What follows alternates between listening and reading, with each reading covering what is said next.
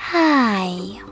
In front of me is Google Pixel 5a, and today I would like to show you how you can switch on or off app notifications on this device.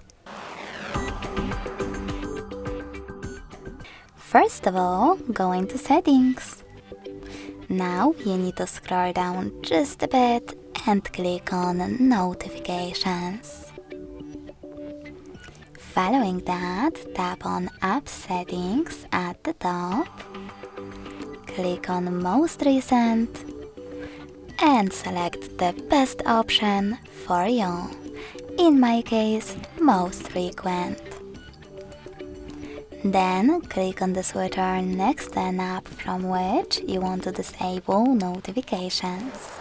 I will go with Google Play Store. You can switch them back on by tapping on the switcher again.